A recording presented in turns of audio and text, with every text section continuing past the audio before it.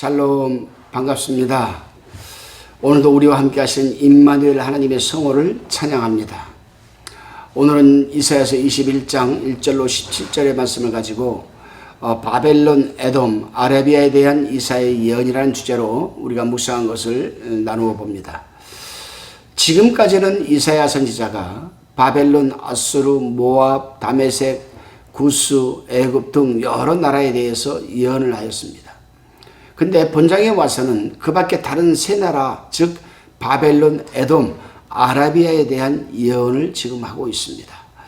본문 1절로 10절까지의 묵상 내용입니다. 한때 이스라엘 심판의 도구로 사용되었던 이 바벨론의 멸망에 대한 예언의 내용입니다. 이사야는 유다와 열방을 혹독하게 괴롭혔던 바벨론이 자신의 행위대로 심판을 받을 것이라고 예언을 합니다. 본문 1절 2절에서 이사야는 엘람과 메대의 군사들이 약탈과 바벨론을 에워싸기 위해서 남방으로부터 회오리 바람처럼 무서운 기세로 올라오고 있는 묵시를 보았다라고 지금 예언하고 있습니다. 그 묵시를 본 이사야는 3절에서 마치 해산하는 여인과 같은 극심한 고통을 느끼게 되었고 큰 놀라움과 두려움을 느끼게 되었습니다. 그럼에도 불구하고 5절에 보게 되면은 바벨론은 멸망이 임박해 오는 것도 모른 채 파티를 베풀고 바닥에 융단을 깔고 먹고 마시는 일에만 열중하고 있었습니다. 그렇습니다, 여러분. 우리가 먹고 마시고 취해 있을 때 주님은 도적같이 오실 것을 성경은 누누이 경고하고 있습니다. 그러기에 우리는 언제 오실지 모를 주님의 재림에 대한 준비와 늘 영적인 분별력을 갖고 근신하며 껴있는 삶을 살아내야만 합니다. 사실 바벨론은 인류의 전 역사 속에서 하나님과 그의 나라를 대적하는 사단의 세력을 상징하고 있습니다. 본문 11절로 12절의 말씀을 살펴봅니다. 바벨론에 대한 하나님의 심판에 관한 예언이 끝나자 선지자는 바벨론의 멸망과 관련하여 두마, 즉 에돔을 말하는 거죠. 두마에 대한 하나님의 심판에 대해 예언을 합니다. 두마는 에돔의 도읍을 말하고 세일은 에돔 땅을 말합니다. 특히 두마의 이름 뜻은 죽을 것 같이 정숙하다, 그런 뜻입니다. 이것은 어떻게 보게 되면은 이 이름이 갖고 있는 것처럼 에돔의 멸망을 암시한 이름이 아닌가, 그런 생각을 하게 됩니다. 에돔은 바벨론과 무역 관계로 피차 결탁하여서 넓은 영토를 차지하였습니다. 여기 이사야가 예언한 밤은 고난을 뜻하고 아침은 광명을 나타내는 것이라 할 수 있습니다. 이 말은 보다 밝은 때가 어두움의 에돔에게 올 것이지만 아직은 어두운 고통의 때가 지속된다는 그런 의미입니다. 그래서 이사야 선지자는 이런 깊고 오묘한 계시의 뜻을 바로 알고 싶거든 다시 와서 물으라고 합니다. 물어봐라.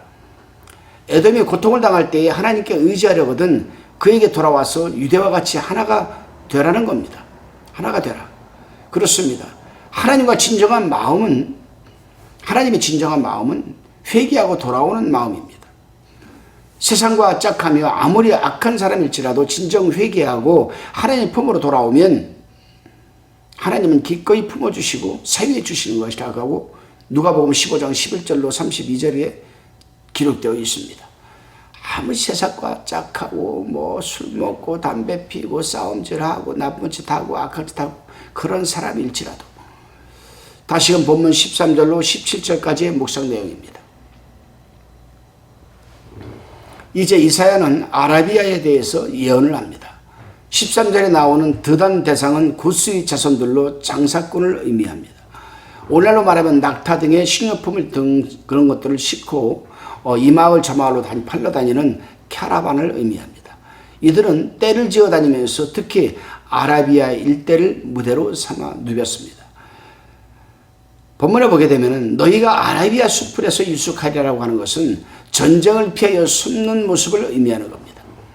이 예언은 장차 그 땅에 임할 전쟁을 생각하여 하는 말인데 이사야가 이 전망한 전쟁은 아수르의 침략을 가리켰고 그 뒤에 이대로 이루어졌습니다. 다시 품꾼이 정한 기한같이 1년 내에 게달의 영광이 다 쇠멸하리니라고 이사야가 말하고 있습니다. 이것은 문자적인 1년보다는 일정한 기간을 뜻하고 오래하지 않아서 이루어질 것을 말하는 겁니다. 품꾼이 정한 기한이니 변동성이 또한 없음을 의미하는 것 아니겠습니까? 그렇습니다. 성경을 읽어보면 하나님께서 한 번 정하신 것은 그 정하신 날이 좀 미루어진다 해도 반드시 이루어지는 것을 확인할 수가 있습니다. 따라서 우리는 하나님의 심판의 때에 깨어있지 못하고 오히려 연락하며 쾌락을 사랑하는 자는 바벨론의 멸망 때보다 더 비참한 최후를 맞게 될 수도 우리는 잊지 말아야 합니다. 그렇습니다, 여러분. 하나님의 말씀은 언제나 예언의 능력과 성취의 능력이 있다고 제가 누누이 말씀을 드렸습니다. 여러분, 성경을 읽다가 감동이 되거나 성경을 읽다가 은혜가 되는 말씀, 그 말씀은 또 반드시 나에게 성취될 것을 여러분 믿으시기를 바랍니다. 우리 하나님은 진리이기 때문에 변하는 그림자, 회전하는 그림자도 없으신 분 아니겠습니까? 그분을 붙들고 승리하는 하루가 되시기를 바랍니다. 기도합니다. 주님, 하나님은 바벨론의 우상들을 벌하시고 에돔과 아라비아의 백성들까지 심판하시는 분이시며 공의로우신 분이시며 이 역사의 주리심을 깨닫게 됩니다. 그러기에 우리 하나님의 백성들이 천지의 주제이신 하나님 앞에서 자신의 상태와 시대의 상황에 대한 바른 분별력을 갖고 바르게 살아갈 수 있도록 인도하여 주옵소서. 감사드리오며 예수님의 이름으로 기도드리옵나이다. 아멘.